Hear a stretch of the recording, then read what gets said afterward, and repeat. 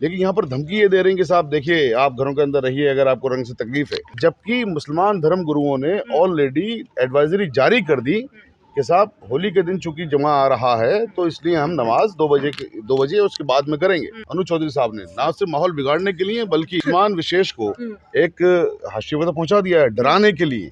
Double जो content बन रहा है कि अनु चौधरी साहब के खिलाफ, योगी जी के खिलाफ या ऑनरेबल सुप्रीम कोर्ट में, इससे बड़ी और क्या हेट स्पीच होगी कि आप डराने की बात कर रहे हो, धमकाने की बात कर रहे हो। वो योगी जी उनको संचालित कर रहे हैं या वो योगी जी को संचालित कर रहे हैं, ये ऑनरेबल सुप्रीम कोर्ट में सामने आ जाएगा जब ऑनरेबल सुप्रीम कोर्ट ने सवाल पूछेंगे। ठीक है, आप पाकिस्तान का मुद्दा ले आइए, आप मुसलमानों का मुद्दा ले आइए, इसी से अपनी आपकी सरकार चल रही है, उसे चलाते रहिए।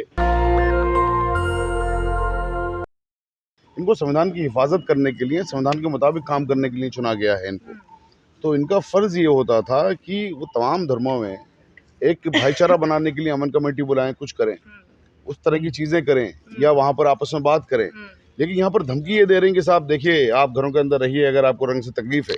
और ये एक खास बात यहाँ पर मैं आपको और बता दूं, ये तब है जबकि मुसलमान धर्म गुरुओं ने ऑलरेडी एडवाइजरी जारी कर दी कि साहब होली के दिन चूंकि जमा आ रहा है तो इसलिए हम नमाज 2 बजे उसके बाद में करेंगे।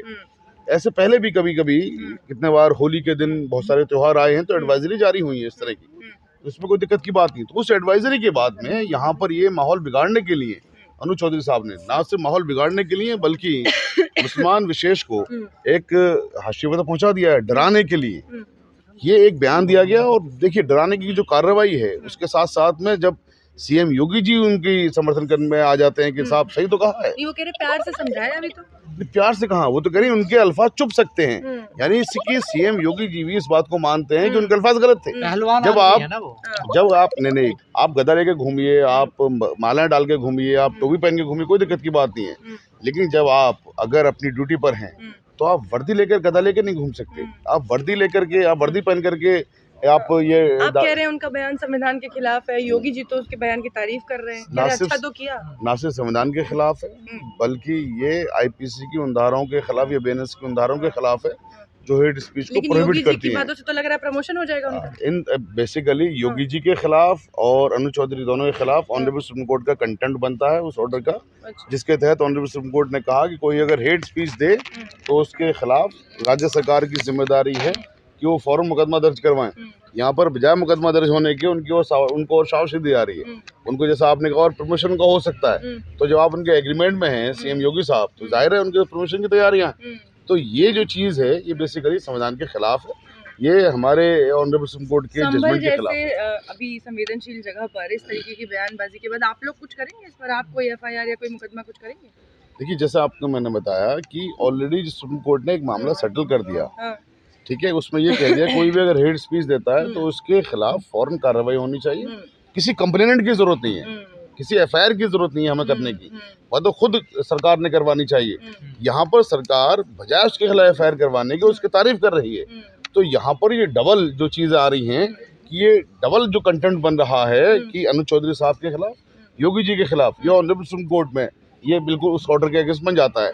अगर इन्होंने एफआईआर नहीं करी या इन्होंने दूसरी कार्रवाई नहीं करी तो हम इन दोनों के खिलाफ, सीएम योगी साहब के खिलाफ और अनु चौधरी साहब के खिलाफ, दोनों के खिलाफ हम ऑनरेबल सुप्रीम कोर्ट में, ऑनरेबल सुप्रीम कोर्ट के जो कंटेम्प्ट किया है उसके खिलाफ जाएंगे।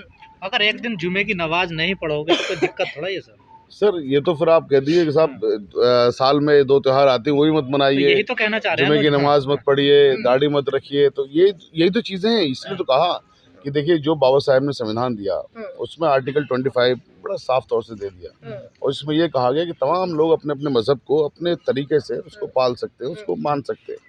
तो यहाँ पर जब आप ये कह देते हो कि साहब एक ही जुमे की तो बात है या एक ही नमाज की तो बात है, ये तो संविधान के खिलाफ बात है, ऐसा तो आप नहीं कर सकते ना।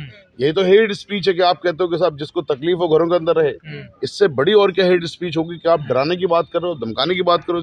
रंग से जिसको दिक्कत है वो घर के अंदर रहे, तो रंग से दिक्कत है वो घरों के अंदर रहे, दिक्कत नहीं है वो तो खेले होली। देखिए मुसलमानों ने जो एडवाइजरी जारी करी उसमें तो ये नहीं कहा कि साहब या हिंदुओं को अपने रंग नहीं, अपने होली नहीं खेलनी चाहिए या उनको नमाज से दिक्कत है तो घरों के अंदर वो जाके अपना होली मनाए। उन्होंने तो कहा भी अपनी ठीक है, इनका अपना होली का कार्यक्रम 12-1 बजे तक हो जाता है, अब 2 बजे नमाज कर लीजिए। ये तरीका होता है, ये तरीका थोड़ी ना होता कि आप सब नमाज पढ़िए। तो तरीका ये होना चाहिए था कि यहाँ पर अमन कमेटी बुलाते, कुछ करते कि भाई यहाँ पर इस तरह की चीजें हैं, आप एक काम करो कि इनका त्योहार भी मन जाए, इनकी नमाज भी हो जाए। तो आप ऐसा नहीं कर सकते ना कि साहब आप चूंकि एक माइनॉरिटी रिलीजन के हैं या आपकी कास्ट दूसरी है तो आपको कास्ट के नाम पे, धर्म के नाम पे, रीजन के नाम पे दबाया जाए, ये संविधान इसकी इजाजत नहीं देता। इसीलिए इस पूरे बयान को बनाया जाएगा चौधरी जी को बहुत जल्दी। उनको मेरे ख्याल है उनके खिलाफ ऑनरेबल सुप्रीम कोर्ट के कंटेम्प्ट है और ये योगी जी के खिलाफ भी है। और हमारी जो जुडिशरी है बहुत सक्षम है, तैयारी चल रही है, हमारी जुडिशरी बहुत सक्षम है, उनकी तैयारियां चाहे जो भी हों। हमारी जुडिशरी ने पूर्व में भी प्रधानमंत्री साहब तक का पद को ख़त्म किया है, तो बहुत सारी चीज़ें हैं, ऐसा नहीं है। तो जब तक इस देश में ये 3 जो पिलर हैं इसके, जो जुडिशरी है, जुडिशरी पूरी तरह से निष्पक्ष रहेगी और ये कायम रहेगी, तो ये जो दूसरी चीज़ें हैं, जो एग्जीक्यूटिव है, एग्जीक्यूटिव की मंशाएं कभी कामयाब नहीं होंगी। कहा जाता अनुज चौधरी सीधे डायरेक्ट लखनऊ से बात करते हैं, उनका हाथ लखनऊ से। जाहिर बात है, वो तो देखिए सीधी सी बात है, वो तो साफ समझ में आ गई कि इन दोनों की स्पीच, इन दोनों के बयान को एक ही आदमी लिखता है। या तो योगी जी लिख के उसको देती है अनुज चौधरी को, या अनुज चौधरी जी लिख करके योगी जी को भेजती कि साहब मैंने ये बोलना है, आप भी ये बोल दीजिए। ये तो बात साफ है कि ये लखनऊ से ही दोनों के दोनों संचालित हो रहे हैं। अब योगी जी उनको संचालित कर रहे हैं या वो योगी जी को संचालित कर रहे हैं, ये ऑनरेबल सुप्रीम कोर्ट में सामने आ जाएगा जब ऑनरेबल सुप्रीम कोर्ट ने सवाल पूछे। सरकार को यही काम बचा है क्या? भाई सरकार को तो आजकल ये बात बची हुई है, किसी मुद्दे पे तो कोई बात करते ही नहीं है, इलाज करने की बात किसी मुद्दे पे तो बात करते ही नहीं है। अब ये तो सर पूरी एक फहरिस्त है कि कोई चीज़ नहीं है, कोई समुदाय नहीं है, कुछ नहीं है। ठीक है, आप खाली मुसलमान हिंदू की बात करते रहिए, आप खाली मुसलमान हिंदू के अलावा जो ऑपरेस क्लास हैं, जिनको आपने ऑपरेस करते आ रहे हो, उनके ऑपरेशंस की बात करते रहिए। ठीक है, आप पाकिस्तान का मुद्दा ले आइए, आप मुसलमानों का मुद्दा ले आइए, इसी से अपनी आपकी सरकार चल रही है, उससे चलाते रहिए। किसी भी चीज़ पर न सड़कों की बात करेगा, न नौकरियों की बात करेगा, न इकोनॉमी की बात करेगा, न शेयर मार्केट की बात करेगा, किस तरह से लोगों का पैसा रातों रात लुट जा रहा है, कोई बात ही नहीं होगी सिवाय इसके और कुछ।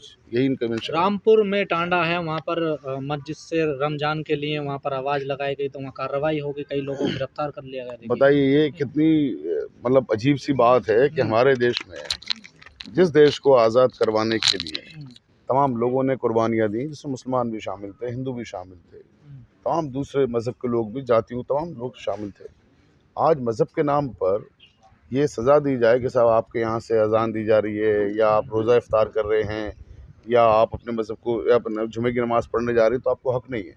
तो ये कैसे, जो जिन लोगों ने अपनी शहादत दी हैं देश को आज़ाद करवाने के लिए, उनकी रूह को कितनी तकलीफ़ होती होगी।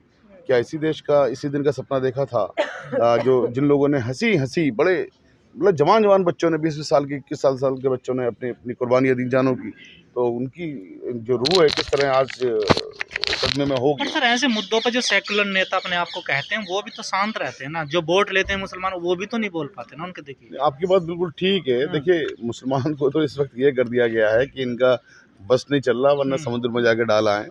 ठीक है, तो और दूसरी बात यह है कि मुसलमान को इसलिए इन्होंने शायद बचा के रखा हुआ है, समुद्र में डाल भी देते कि उनको गालियां बक के या उन पर जुल्म करके तो उनकी सरकारें बन रही हैं। तो इस तरह से उनकी ज़रूरत भी बना हुआ है कि मुसलमान को कम से कम जिंदा रखा जाए, कोई सुविधा उनको न दी जाए, जो एंटाइटलमेंट है उनका बराबरी का जो बाबा साहब ने दिया, उससे पूरी तरह से वंचित रखा जाए।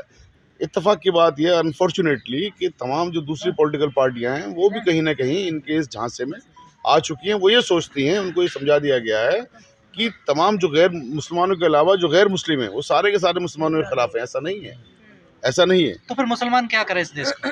इस देश का मुसलमान जो बाबा साहब का संविधान है, देखिए हम तो बार बार ये बात कहते हैं कि हमने संविधान को मजबूती से पकड़ के रखना है, संविधान को मजबूती से पकड़ के चलना है। ये बुरे दिन जो चल रहे हैं, ये बुरे दिन भी ख़त्म होंगे, अच्छे दिन भी आएंगे। हमारे अच्छे दिन, जो देश के लिए अच्छे दिन की हम बात कर रहे हैं, चूँकि बुरे दिन का दौर चल रहा है, ये दिन भी ना रहेंगे। तो हमने मजबूती के साथ में सत्य पे रहना है, देश के संविधान के साथ में चलना है, उसको पकड़ के चलना है। ये तमाम चीज़ें जो चीज़ आज की डेट में चल रही हैं, ये भी एक दिन ख़त्म होंगी ज़रूर। दस्तक की आपसे गुजारिश है कि अगर इसको बचाना चाहते हैं तो नेशनल दस्तक को सब्सक्राइब करने के लिए रेड कलर के सब्सक्राइब बटन को दबाएं, फिर बेल आइकन की घंटी दबाएं। नेशनल दस्तक को बचाने के लिए बहुत ज़रूरी है कि हर खबर को शेयर करें, लाइक करें, कमेंट जरूर करें।